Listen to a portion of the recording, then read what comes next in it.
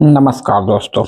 हम लेके आए हैं आज आपके लिए भारत का भूगोल, जिसमें आज हम जानेंगे भारत के बारे में कि भारत कहाँ स्थित है, कौन से महाद्वीप में है, भारत का क्षेत्रफल, भारत के पड़ोसी देश, भारत की तटरेखा से लगने वाले राज्य और भारत के कितने राज्यों से होकर कर्क रेखा गुजरती है, और भी भारत के बारे में ऐसी चीजें जो शायद आप लोग नहीं जानते। ये क्लास कक्षा 9 के विद्यार्थियों से लेके आगे सारी क्लासों के लिए जरूरी होने वाली, इसलिए ध्यान से देखें और वीडियो को लास्ट तक देखें। चलिए, सबसे पहले हम जानते हैं भारत की स्थिति एवं विस्तार। अगर बात करें भारत की, तो भारत एक एशिया महाद्वीप में स्थित, क्षेत्रफल की दृष्टि से देखा जाए तो 7वें नंबर का देश है, जिसका कुल क्षेत्रफल की अगर बात करें तो 32,87,263 वर्ग किलोमीटर है। भारत से बड़े 6 देश और हैं, जिसमें सबसे बड़ा देश आता है आपका रूस, उसके बाद कनाडा, उसके बाद अमेरिका, अमेरिका के बाद आपका आ जाता है चीन, चीन के बाद आ जाता है आपका ब्राजील, और ब्राजील के बाद आपका ऑस्ट्रेलिया, ऑस्ट्रेलिया के बाद आपका 7वें नंबर पे आ जाता है भारत। तो छात्रों, ये देखिए बन गया भारत का मानचित्र। सबसे पहले हम जाने कि भारत का विस्तार या भारत स्थित कहाँ है। तो भारत हमारा स्थित है एशिया महाद्वीप में। एशिया महाद्वीप विश्व का सबसे बड़ा महाद्वीप है। अब बात अगर महाद्वीपों की आई है तो सबसे पहले हम जाने कि महाद्वीप होते कितने हैं। तो महाद्वीप कितने हैं, हमारे ज्यादातर छात्र इस बात को जानते होंगे कि महाद्वीपों की संख्या 7 है, जिसमें सबसे बड़ा महाद्वीप है आपका एशिया महाद्वीप। एशिया के बाद आपका आ जाता है अफ्रीका महाद्वीप, अफ्रीका के बाद आपका आ जाता है उत्तरी अमेरिका, उत्तरी अमेरिका महाद्वीप। उत्तरी अमेरिका के बाद आपका आता है दक्षिण अमेरिका महाद्वीप। दक्षिण अमेरिका के बाद आपका आ जाता है, क्षेत्रफल की दृष्टि से हम इसको देख रहे हैं, इस बात का गौर करिएगा, ये क्षेत्रफल के आधार पर सबसे बड़ा, फिर उससे छोटा, फिर उससे छोटा। इसके बाद 5वें नंबर पे आपका आ जाता है अंटार्कटिका,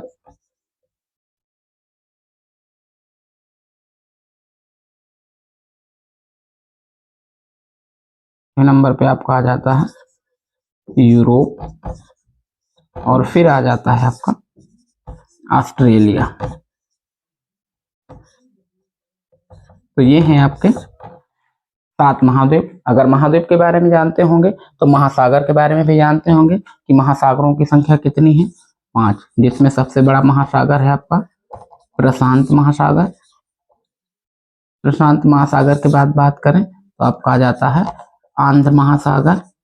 इसमें ध्यान देने वाली बात यह है कि आंध्र महासागर को ही अंग्रेजी में अटलांटिक महासागर बोलते हैं, तो उसी को दोबारा रिपीट आप लोगों को नहीं करना है। बहुत से छात्रों से जब पूछा जाता है कि महासागरों के नाम बताइए तो आंध्र महासागर को भी गिना देते हैं, और उसके बाद अगली बार बताने के लिए अटलांटिक महासागर भी उसी में जोड़ देते हैं। तो इस प्रकार से उनकी गिनती गलत हो जाती है और महासागर 5 की जगह 6 निकल के आ जाते हैं। अगली की बात करें अगर तीसरा महासागर जो हमारा है वो है आपका हिंद महासागर, विश्व का एकमात्र महासागर जो किसी देश के नाम पर बना हुआ है। जैसे कि हिंद महासागर किसके नाम पे बना हुआ है, हमारे हिंदुस्तान के लिए नाम से।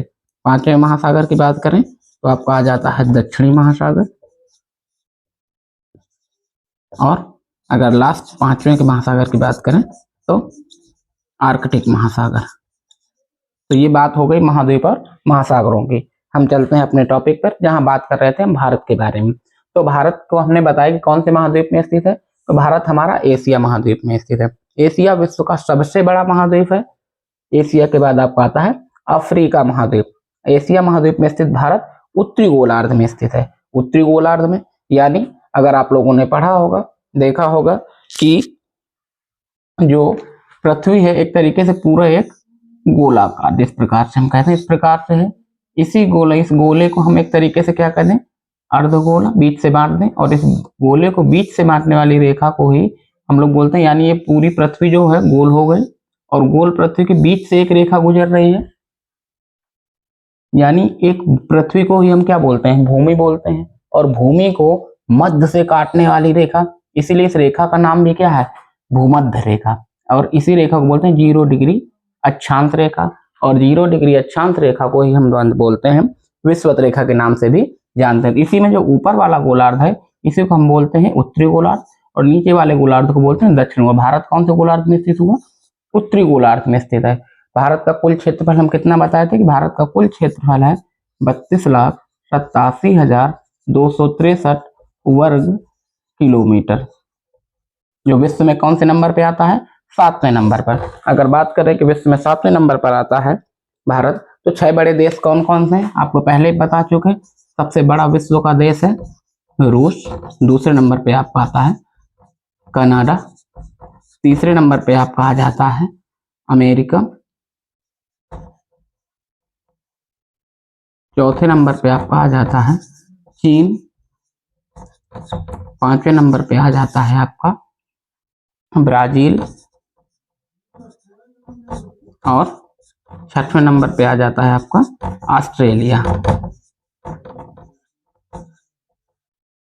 ऑस्ट्रेलिया। और 7 नंबर पे आपका आ गया भारत। तो ये भारत से 6 बड़े देश हो गए, जो भारत से 6 बड़े देश हैं। और भारत कौन से नंबर पे आता है क्षेत्रफल में? 7वें नंबर पे। जनसंख्या में भारत कौन से नंबर पे आता है? जनसंख्या में भारत पहले दूसरे पे था, अभी हाल ही में भारत ने चीन को पीछे करते हुए भारत कौन से नंबर पे आ गया है? भारत आपका आ चुका है पहले नंबर पे। अब बात आती है कि भारत की स्थिति एवं विस्तार की। तो भारत की स्थिति और विस्तार की बात करें तो भारत लगभग 8 डिग्री 4 मिनट उत्तरी अक्षांश है। कहां से हम बात कर रहे हैं कि भारत स्थित है 8 डिग्री 4 मिनट उत्तरी अक्षांश से 37 डिग्री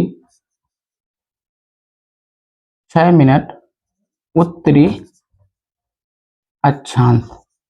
अब कई छात्रों को ये लग रहा होगा कि नीचे भी उत्तर आया और ऊपर भी उत्तर आया, ऐसा क्यों हुआ? ऐसा इसलिए हुआ कि हम जो यहाँ पे देख रहे थे कि ये जो आपका गोलार्ध था, तो भारत कौन से गोलार्ध में स्थित था? हमने इससे पहले क्या बताया कि ये जो पूरा गोलार्ध है इसमें 0 डिग्री रेखा यानी जो भूमि के मध्य से गई भूमध्य रेखा, इसी को हम लोग क्या बोलते हैं? 0 डिग्री अक्षांश रेखा। अभी हम अक्षांश और देशांतरों के बारे में जानेंगे। तो ये था उत्तरी, और इसी प्रकार से इसको भी बीच से बांध देते हैं, तो ये हो गया नॉर्थ और ये हो गया आपका साउथ।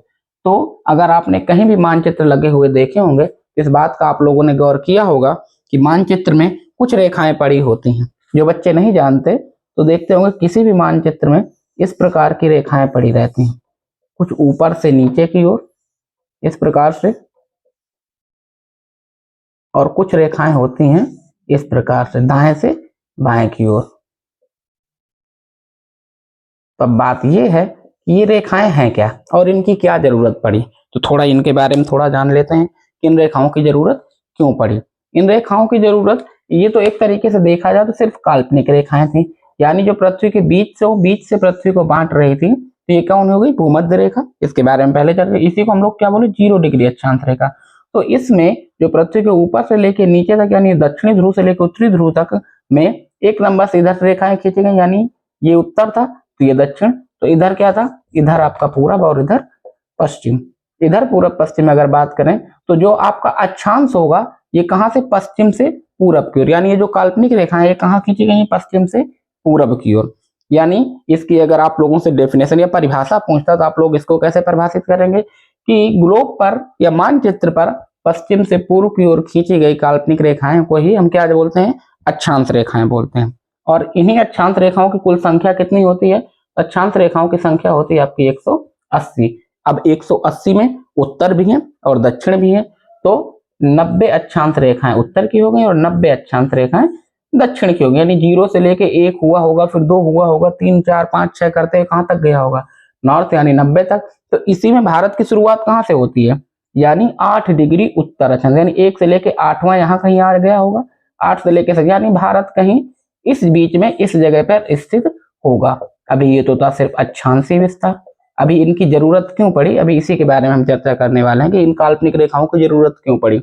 अब बात करें देशांतरी विस्तार की।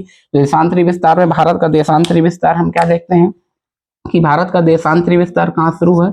68 डिग्री 7 मिनट पूर्वी देशांतर से 97 डिग्री 25 मिनट पूर्वी देशांतर। अब सेम चीज आप लोगों को इसमें भी वही मिली कि यहाँ भी पूरब और यहाँ भी पूरब। अभी बात यह क्या थी, उत्तर से भारत शुरू हुआ था और उत्तर पे ही खत्म, नीचे से नहीं शुरू हुआ, इस वजह से इधर भी उत्तर आया था और इधर भी उत्तर आया था। अब बात करें पूर्वी देशांतर की, तो देशांतर में अब जब इसको बांटा होगा बीच से, तो ऐसे इधर से भी एक बीच से रेखा खींची गई होगी, आधा भारत इधर और आधा विश्व इधर और आधा विश्व इधर। तो इस आधा आधा के चक्कर में इसको 0 डिग्री देशांतर रेखा कहते हैं, इसी को ग्रीनविच रेखा कहते हैं। अब ये हो गया कि जिस प्रकार चलो भूमध्य रेखा तो इसलिए बोल रहे थे कि भूमि के मध्य से जा रही थी, तो ग्रीनविच रेखा हम इसको क्यों बोल रहे हैं, ग्रीनविच रेखा इसलिए बोलते हैं कि इसका निर्धारण जो हुआ था, लंदन का एक शहर था ग्रीनविच, इसलिए वहीं बैठकर इस रेखा का निर्धारण किया गया, इसलिए इस रेखा का नाम क्या पड़ गया, ग्रीनविच। ग्रीनविच रेखा, तो ये 0 डिग्री देशांतर रेखा को ही हम लोग क्या बोलते हैं, ग्रीनविच रेखा बोलते हैं। तो अब इनकी संख्या जो पूरे ग्लोब का अगर देखा जाए तो पूरे ग्लोब का कोणीय मान क्या होगा, 360 डिग्री।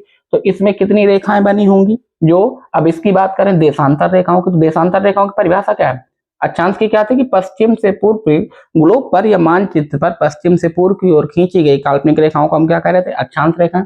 तो देशांतर रेखाएं हम किसे कहेंगे कि ग्लोब पर उत्तर से दक्षिण या कह सकते हैं दक्षिण से उत्तर की ओर खींची जाने वाली, दोनों ध्रुवों को मिलाने वाली रेखाओं को हम लोग क्या बोलते हैं, देशांतर रेखाएं। और देशांतर रेखाओं की संख्या कितनी होती है, देशांतर रेखाओं की संख्या होती है 360। तो इनको भी 2 भागों में बांटेंगे, आधी पूरब और आधी पश्चिम। तो पूरब की कितनी हो जाएंगी 180 और पश्चिम की कितनी हो जाएंगी 180। तो अब भारत कौन से नंबर पे स्थित है, 68 डिग्री 7 मिनट से। यहाँ यानी 0 होगा तो फिर 1 रहा होगा, फिर 2 3 करते कहीं 68 आया होगा, जहां से भारत शुरू होगा और कहां तक गया होगा, 97 तक गया होगा। यानी भारत हमारा यहाँ कहीं बीच में इतनी सी जगह में कहीं पे स्थित है। अगर संपूर्ण विश्व की बात करें कि पूरे भूमंडल के क्षेत्रफल में भारत का क्षेत्रफल कितना आएगा, तो संपूर्ण भूमंडल के क्षेत्रफल में बात करें तो भारत का क्षेत्रफल आएगा 2.43%। संपूर्ण यानी महासागर और महाद्वीपों को लगा के बात करें, अगर कह दें कि सिर्फ जो इसकी बात करें कि सिर्फ इसकी बात कर रहे हैं तो कितना आएगा 0.57%। यानी संपूर्ण भूमंडल में अगर स्थल स्थल की बात करते हैं, जल स्थल, तो 0.57%, और केवल स्थल की बात करें तो 2.43%। अगर संपूर्ण महासागर महाद्वीप पूरे क्षेत्रफल की बात करें तो 0.57%, यानी बिल्कुल से, यानी 100 रुपए में 57 पैसे, 100 रुपए में क्या, 1000 रुपए में हमारे पास कितना, लगभग 57 पैसे समझ लीजिए हमें मिल रहा है। तो वही चीज हो गई। अब बात कर रहे थे हम अक्षांश और देशांतरों की, इनकी जरूरत क्यों पड़ी। मान लीजिए कि अक्षांश देशांतर नहीं होते तो जो हमारा एरोप्लेन या हवाई मार्ग जो यात्रा करते हैं, अब कह दिया जाता भारत जाना है अमेरिका से, या भारत से कह दिया जाए कि अमेरिका जाना है, तो अब ऊपर से हमें कैसा पता चलेगा कि अमेरिका आ गया, आसमान में ऊपर बादल इतनी ऊंचाई से दिख जाएगा, नहीं दिखेगा ना, कि हम लोग झांक के देखें खिड़की खोल के, जैसे बस से ट्रेन से खिड़की खोल के देखते हैं तो कौन सा स्टेशन आ गया, ऐसे तो इसमें देख नहीं सकते कि कहाँ आ गए। इस वजह से हर देश की एक अक्षांशीय और देशांतरीय स्थिति निश्चित की गई, इसीलिए इनको बनाया गया कि हर देश का अपना एक अक्षांश देशांतर पता होगा कहीं आने जाने के लिए, चाहे वो वायु मार्ग हो चाहे वो जल मार्ग हो। सिर्फ बात आसमान की नहीं आ रही, अगर हम लोग महासागर के बीच में भी खड़े होंगे और किसी देश जाना है तो हम क्या दिशा सूचक से सिर्फ दिशा देख के जाएंगे तो भटक जाएंगे। इस वजह से इन अक्षांश देशांतरों को बनाया गया। अब बात करते हैं हम अपने भारत की, कि भारत के बारे में, जिसके बारे में हम बात कर रहे थे कि भारत के पड़ोसी देश और भारत का पूरा विस्तार कि किस प्रकार से है। तो अभी तक हमने जाना महाद्वीप, महासागर और भारत से बड़े कितने देश हैं और भारत कौन से नंबर का देश है। यहां तक आप लोगों को चीजें क्लियर हो गई होंगी कि भारत क्षेत्रफल में कौन से नंबर पे है और जनसंख्या में कौन से नंबर पर आता है। चलिए अब इसके बारे में अब हम जानते हैं भारत के परिप्रेक्ष्य के बारे में कि भारत में बाकी और चीजें क्या है। अब बात करते हैं भारत के स्थलीय सीमा की। तो भारत की जलीय और स्थलीय सीमा की बात करें कि लगभग भारत की जलीय सीमा कितनी है, लगभग 6100 किलोमीटर मुख्य भूमि। अब आप लोगों को ये लग रहा होगा कि मुख्य भूमि यानी भारत की जलीय सीमा लगभग 6100 किलोमीटर मुख्य भूमि की जलीय सीमा है। टोटल कह दें कि संपूर्ण, जिसमें हम लोग अंडमान निकोबार और लक्षद्वीप को भी मिला देंगे तो इनको मिला के लगभग 7517, यानी मुख्य भूमि कितनी 6100 किलोमीटर हम कह रहे हैं और संपूर्ण भारत की 7517। अभी ये मुख्य भूमि का मतलब ये है कि जैसे हम लोगों को भी होते हैं ना, एक हम लोगों को पुराना घर होता है जहाँ पे हम लोग रह रहे होते हैं और एक कहीं बाहर एक घर बना होता है उसी गांव में ज्यादातर ये चीज देखी जाती है कि लोगों के पास 2-2 घर होते हैं, प्रमुख घर। तो ऐसे ही मान लीजिए कि हमारा क्या है, प्रमुख घर, और इसके बाहर अंडमान निकोबार द्वीप समूह यानी बाहर है, तो ये हमारी मुख्य भूमि है, यानी जहां से मुख्य रूप से, ऐसा नहीं कि ये दोनों हमारे उसमें राज्य में नहीं आते, ये दोनों केंद्र शासित राज्यों में ही हमारे ही देश का हिस्सा है, लेकिन ये मुख्य भूमि यानी ये एक साथ है, और ये थोड़ा दूर में, इसलिए इनको कह दिया गया ये मुख्य भूमि से थोड़ा सा अलग है। क्लियर है। अब इस 6100 किलोमीटर की बात करें तो इसमें लगने वाले राज्यों की संख्या कितनी है, 9 राज्य, यानी 9 राज्यों से होकर गुजरती है। जो सबसे पहले बात करें तो पहले नंबर पे आ जाता है गुजरात, गुजरात के बाद बात करें तो आ जाता है आपका महाराष्ट्र, महाराष्ट्र के बाद बात करें तो आपका कर्नाटक, कर्नाटक के बाद केरल, और इधर ये क्या हो गया आपका गुजरात, और गुजरात के बाद आपको हम क्या बताएं, महाराष्ट्र, ये आपका महाराष्ट्र, महाराष्ट्र के बाद आपका आ गया कर्नाटक, कर्नाटक के बाद आपका आ गया केरल, लेकिन यही कर्नाटक और महाराष्ट्र के बीच में स्थित है भारत का सबसे छोटा राज्य, क्षेत्रफल में सबसे छोटा राज्य गोवा, यहीं पे। तो 1 2 3 4 5 इधर, यानी 5 पश्चिम साइड में, और इधर हो गया आपका तमिलनाडु, तमिलनाडु के बाद आंध्र प्रदेश, उड़ीसा और पश्चिम बंगाल, यानी इस तरफ हो गए 4, कि इधर आपका हो गया, ये हो गया आपका तमिलनाडु, इधर आपका हो गया आंध्र प्रदेश, और इधर हो गया आपका ओडिशा, और इधर हो गया आपका पश्चिम बंगाल। पश्चिम बंगाल यानी तट रेखा से लगने वाले भारत के राज्यों की संख्या कितनी, 9, लेकिन इसमें केंद्र शासित प्रदेश भी है।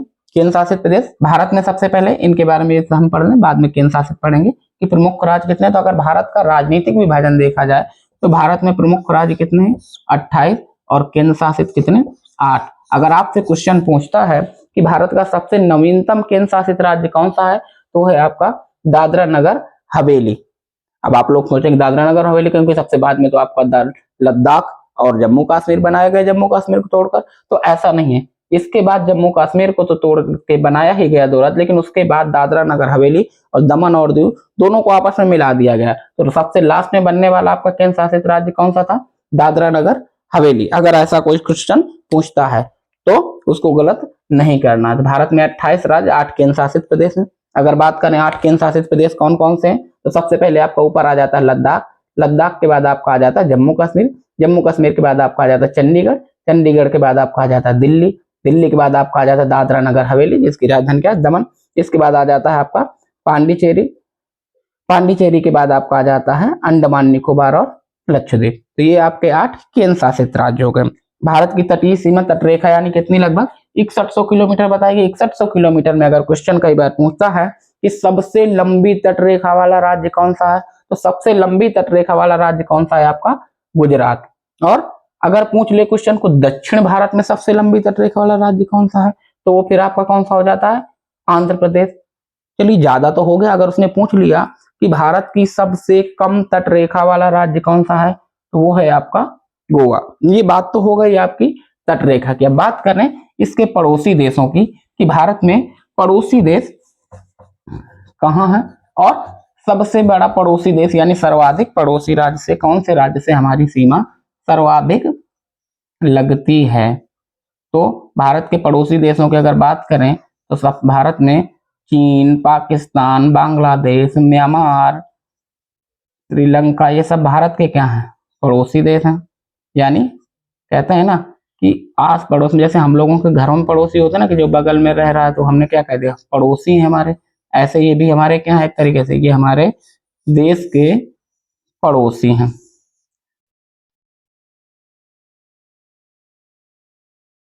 जैसे अगर बात करें इस जगह पे उत्तर में हमारे पड़ोसी कौन कौन से हैं, उत्तर में बात करें तो इधर आपका आ जाता है नेपाल और इधर भूटान, और इन्हीं दोनों के ऊपर अगर बात करें तो आ जाता है आपका चीन, और यहाँ पे है आपका अफगानिस्तान, अफगानिस्तान, इधर है आपका पाकिस्तान, इधर है आपका बांग्लादेश, और इधर हो गया आपका म्यांमार। अगर इन्हीं में हम बात करें चीन, म्यांमार, बांग्लादेश, नेपाल, भूटान, अफगानिस्तान, इधर आपका आ जाता है श्रीलंका, जिसके साथ हमारी स्थलीय सीमा नहीं लगती। इस बात का ध्यान रखना। तो अभी हमें ये देखना है कि हमारी सर्वाधिक स्थलीय सीमा किस देश के साथ लगती है, तो वो आपकी लगती है बांग्लादेश के साथ। बांग्लादेश के साथ सर्वाधिक स्थलीय सीमा लगती है, यानी कितनी, इसकी लंबाई है लगभग 4096 किलोमीटर। उसके बाद बात आती है किसकी, चीन की। चीन के साथ हमारी अंतरराष्ट्रीय सीमा कितनी लगती है, 3488, 3488। उसके बाद हमारे पास लगती है पाकिस्तान के साथ, कितनी लगती है, 3223। अफगानिस्तान के साथ कितनी लगती है, 106। नेपाल के साथ कितनी लगती है, 1751। भूटान के साथ कितनी लगती है, 699। और म्यांमार के साथ 1643 किलोमीटर। ये सब लंबाइयां जो है कहाँ में है, किलोमीटर में। अब क्वेश्चन आपसे क्या पूछेगा कि भारत की अंतरराष्ट्रीय सीमा सबसे ज्यादा कौन से देश के साथ लगती है, तो कौन से देश के साथ लगती है, बांग्लादेश के साथ। कितनी लगती है, 4096 किलोमीटर। सबसे कम किसके साथ लगती है, अफगानिस्तान के साथ, 106 किलोमीटर। यानी इन देशों के साथ, पाकिस्तान के साथ 32 देश, दूसरे नंबर पे आपका चाइना है एक तरीके से। और नेपाल और भूटान के बीच में इधर एक बड़ा प्यारा सा हमारा एक राज्य पड़ता है, सिक्किम, जो भारत का सबसे छोटा राज्य है। अब आप लोग कहेंगे अभी सबसे छोटा राज्य गोवा था, तो सिक्किम कैसे हो गया। गोवा जो है वो क्षेत्रफल में सबसे छोटा राज्य। और बात करें सिक्किम की, तो सिक्किम जनसंख्या में भारत का सबसे छोटा राज्य है। अब सबसे छोटा है तो सबसे बड़े की बात भी आएगी कि तो फिर भारत का सबसे बड़ा राज्य कौन सा है, तो भारत का सबसे बड़ा राज्य कौन सा है, भारत का सबसे बड़ा राज्य है आपका राजस्थान। और ये कहा है में, क्षेत्रफल में, जैसे गोवा क्षेत्रफल में सबसे छोटा, वैसे ही क्षेत्रफल में सबसे बड़ा कौन सा, राजस्थान। जैसे सिक्किम जनसंख्या में सबसे छोटा, ऐसे ही जनसंख्या में सबसे बड़ा कौन सा, आपका उत्तर प्रदेश। अपना उत्तर प्रदेश सबसे बड़ा हो गया जनसंख्या में, ठीक। भारत भी जैसे जनसंख्या में सबसे बड़ा हो गया चीन को पीछे करके, ऐसे राज्यों में उत्तर प्रदेश हमारा सबसे बड़ा हो गया। तो अगले वीडियो में इसके बारे में पढ़ेंगे, इसका प्राकृतिक विभाजन और किस प्रकार से भारत को प्राकृतिक और राजनीतिक भागों में बांटा गया है। धन्यवाद।